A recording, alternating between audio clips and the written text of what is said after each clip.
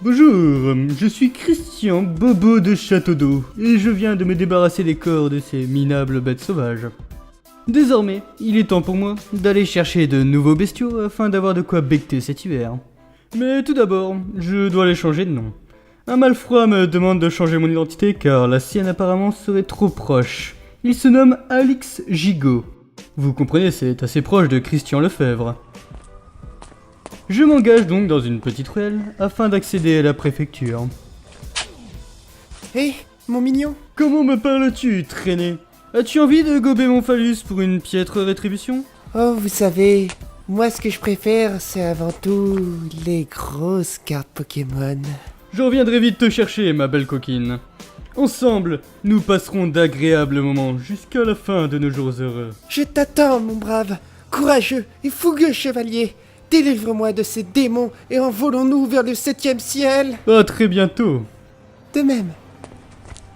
Cette fraîche camarade me fit signe tout en accostant un autre jeune homme, sûrement pour demander un briquet. Soudain, une multitude de questions me traversa. Comment s'appelle-t-elle? Fumait-elle? Si oui, depuis quand? J'eus soudain folle envie de la connaître davantage.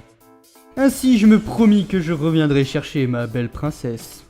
Un peu plus tard, devant une des secrétaires de la préfecture, j'ai questionné celle-ci sur le changement d'identité. Elle m'expliqua la procédure à suivre, me donna les papiers à remplir, puis oblitéra d'un cachet les feuilles qu'elle avait au préalable pliées. Je sortis gaiement du bâtiment, tout en sifflotant un air de Beethoven. Celui-ci m'avait l'air tout à fait approprié afin d'exprimer mon bonheur. Deux jeunes charlots me saluèrent sur le chemin, lorsque je fus arrivé auprès de la ruelle salle où j'avais rencontré ma tendre Dulcinée. Une petite pièce, je vous en prie. Oui, s'il vous plaît, nous avons énormément besoin de manger. Regardez comment nous sommes maigres. Je ne suis pas de toute bonté, voyons. Mais Coco, il va falloir mettre la main à la pâte si vous voulez quelques bouts de pain à becter cet hiver. Oh, mais point d'inquiétude. Nous vous fera plaisir de vous donner la main si vous nous donnez à manger. Affaire conclue alors. Je vous érigerai une paillasse dans ma modeste bâtisse. Ah, youpi, je vais chercher des bouteilles de vin pour fêter ça. Peu après être passé à l'Eurocoup du coin, petite épicerie dont le chiffre d'affaires revient à une grande entreprise, nous sommes entrés chez moi pour manger une bonne soupe à la courge. Je dressai donc la table tandis que le casseron qui contenait le bouillon chauffait. Enfin, lorsque tout était prêt, je suis allé les chercher afin de leur faire déguster mon potage fait maison. Lorsque j'ouvris la porte de ma chambre d'amis, je fus extrêmement surpris. Par le pouvoir d'Osiris, transforme-toi en sanglier. Mais que fais-tu, Ketchup? Et toi, Pistache, pourquoi es-tu en lévitation contre les murs? Ah, ne vous inquiétez pas, il est juste un peu fatigué. C'est un peu étrange, nous en reparlerons plus tard. Réveille-le, le repas est prêt. Tout de suite. Mais réveille-toi. Mais, c'est pas possible. Tu n'as pas réussi à le réveiller? Non, il faudrait peut-être faire appel à quelqu'un d'un peu plus compétent. Ah ah, un professionnel dans le réveil de Charlot Vertico?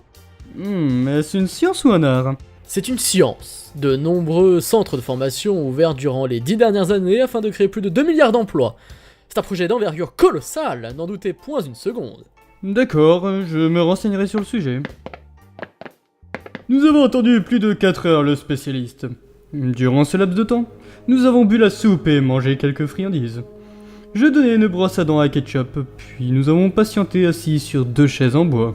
Lorsque le prêtre ouvrit la porte de l'appartement, nous nous levâmes. Bonjour, dit Clarisson, pour vous servir. Où est le démon qui sévit en ces lieux? Bien le bonjour, vieil homme. Bonjour, ici, suivez-moi. Quels sont les symptômes visibles? Il se tient devant le flambeau de l'éternité. Le flambeau de l'éternité. Je t'expliquerai le principe de notre rituel.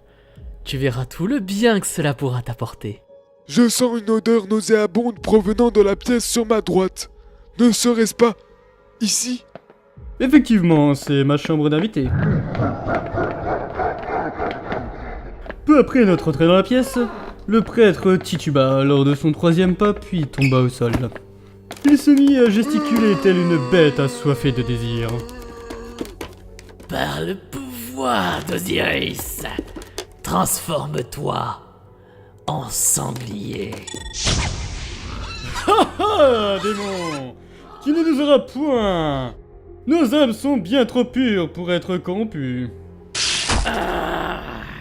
Ketchup, lui aussi, venait d'être happé par la main de Satan.